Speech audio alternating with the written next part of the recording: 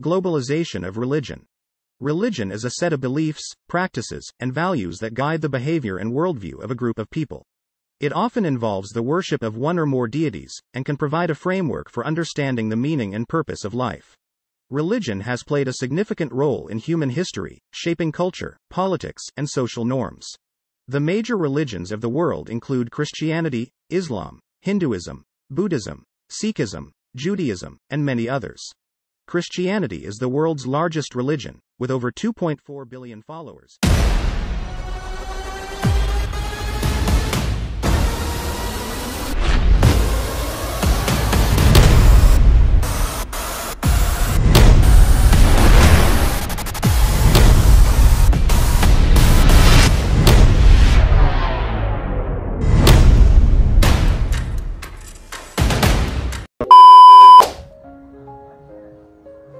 Good afternoon, sir.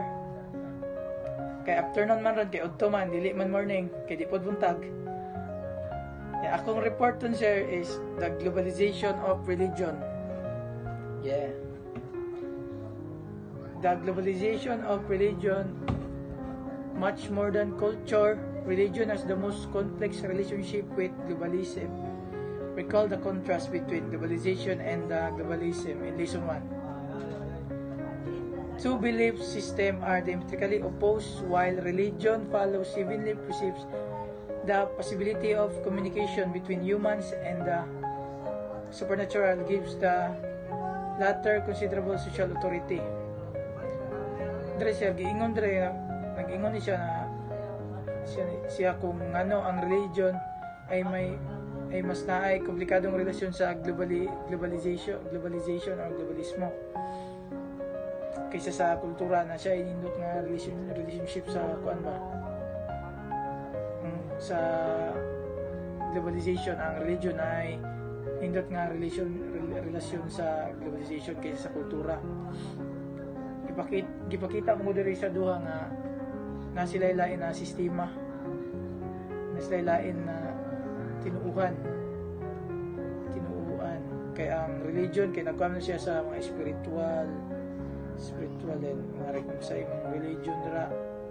And while ang globalization kay material na mga gamit or kayamanan ug kanang gipangbuhat sa mga tawo.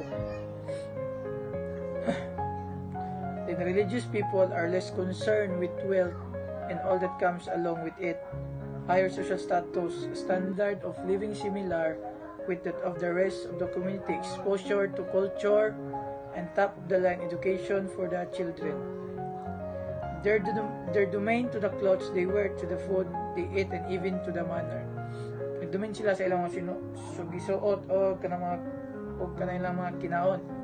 Then globalists, on the other hand, are less concerned about whether they will spend eternity in heaven or hell. Na concerned sila kung sila mag-spend eternity, like langit ba, sa yuta, sa impyerno, sa langit or sa impyerno. Then their abilities are more mundane as they attempt to complete trade deals, increase private sector profits. Then globalists contributing to the general progress of the society, the nation, and the global economic system if he or she has strong social conscience. A religious strives to be saint, whereas a globalist aspires to be successful. Finally, religion and globalization collide because religious evangelism is a sort of globalization in and of itself. The globalist ideal, on the other hand, is primarily concerned with economics. The religious are concerned with the global dissemination of sacred ideals, whereas the globalist is concerned with the global expansion of products and services. Being by American, born-again Christian, Church, Sufi and Shiite Muslim orders, as well as institutions such as Buddhist monasteries and Catholic, Protestant and Mormon Church are effort and spreading the word of God and gaining followers abroad because they are earthly categorized religions, identities connected with globalism. American, born again o Christian, Muslim o Protestant kay maghatag og mga words of God ulong sa mga Ginoo. Like nasa Bible, tapos ang kani nga mga religious is apil sa globalism. Mayong apil ang relihiyon sa globalism kay mao man ang expand or ang gakalat sa mga lahi-lahi nga religious, then spread of word of God. While disagreement explain why some people flee their communities and establish impregnable sanctuaries where they can practice their religion free of state interference and supervision. Muna nga rason nga nung agubang tao na ito sa laing lugar wherein maka-experience sila freedom in terms of religion, like makapili sila og sariling relihiyon and makalihok sila without any rules sa ilang napiling relihiyon.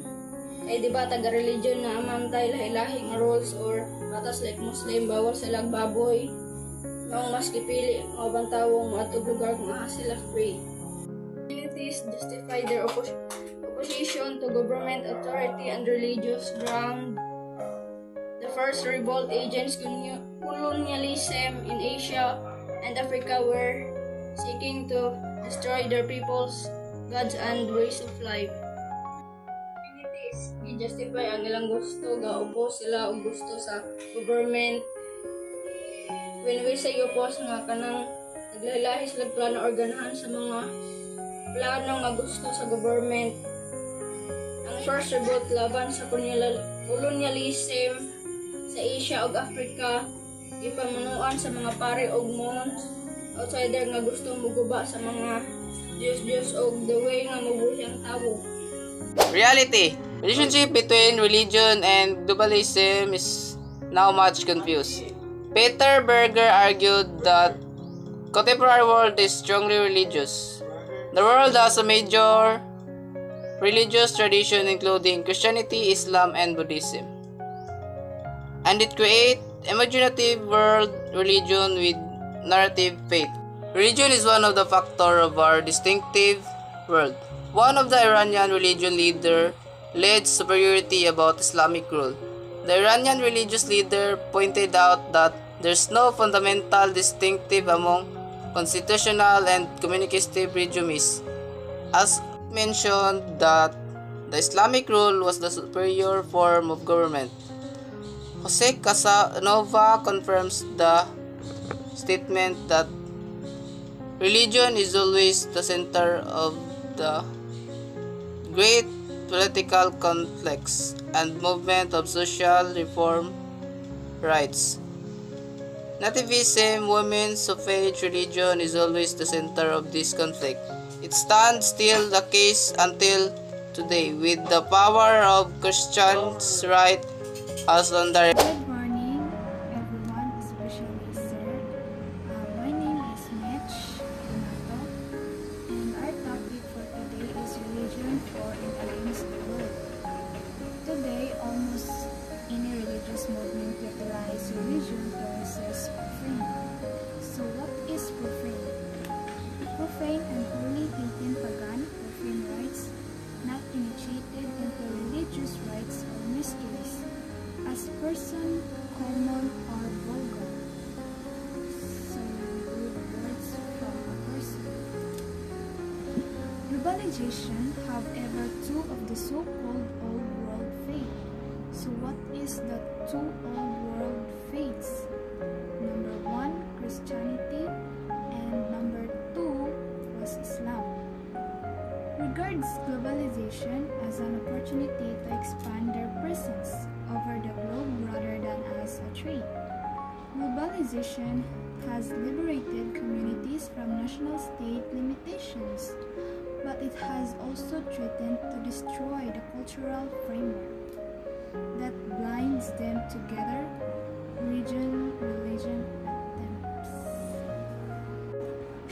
Religion attempts to destroy the cultural framework that binds them together by either assisting communities to fill the void left by these shattered Traditional links by either assisting communities in coping with their new different environment, or organizing people to resist this fundamental change in their lives.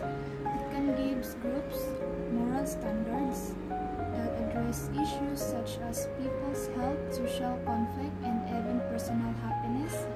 Religion is thus a proactive force that provides communities with a fresh and robust basis of identifying, rather than a regressive forces that halts or show down globalization.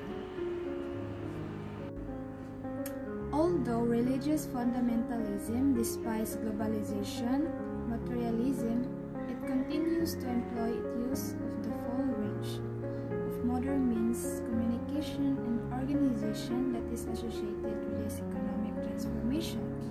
So, it's not mean that you're a Christian and Islam are different. We need to communicate each other because we live in one earth that associated with this economic transformation. The ability of English as a global vernacular of unparalleled power, the know-how of modern management and marketing, which enabled the spread of almost promiscuous propagation of religious forms. Therefore, not entirely correct to assume that proliferation of born-again groups, or in the case of Islam, the rise of movements such as Daesh, Islamic states in Iraq and Syria, or more popularly known as ISIS. While faiths may profit from globalization processes, this does not guarantee that their conflicts with globalist ideology. Some Muslims see globalization as a Trojan horse. I'm Carmina Indreno, ika-4 nga reporter. Advocacy to reverse economic globalization gained attention from global news institutions such as the World Bank, which collaborated with religious leaders to address global poverty. Although the collaboration yielded insignificant results, it demonstrated that institutional aid could respond to liberationist moral critics from religious forces. However, religious forces are aware that they cannot fight for a comprehensive alternative to the globalizing status quo, such as the traditionalism of fundamentalist political Islam. Globalisasyon sa ekonomiya nagtumong sa nakadako nga pagdugtong sa mga ekonomiya sa tibuok kalibutan. Pinaagi sa mapatigayon, pamuhunan og daghan sa kapital naglungkop kini sa pagpalapad sa international mga merkado, pagsaka sa mga multinational korporasyon ug ang paghiusa sa mga kadena sa supply sa mga putlanan. Kini ang mga proseso mahimong masangkot sa pag-uswag sa ekonomiya, mas dako nga pag-akses sa mga pagbayloay sa kultura, apan mahimo usab kini nga moresulta sa mga higit sama sa dili pagka-pareho sa ekonomiya ug pagbakwit sa I'm Marinya Venerana. I'm last reporter. So, conclusion for a phenomenon that is about everything. It is odd that globalization is said to have very little to do with religion. As Peter Bayer and Laurie Beeman observed, religion, it seems, is somehow outside looking at globalization as a problem or potential. One reason for this perspective is the association of globalization with modernization, which is a concept of progress that is based on science, technology, reason, and the law. And a lot of religion nga naganlain and laylay pod sila og belief and practices. Religions such as Christianity and Islam spread globally. Example na is Islam, Buddhism, etc. Kana sila na ay mga different culture. Aside from that, usapod ang mga religion nga makatabang in terms of politics. One of the example is Iglesia ni Cristo. That's all.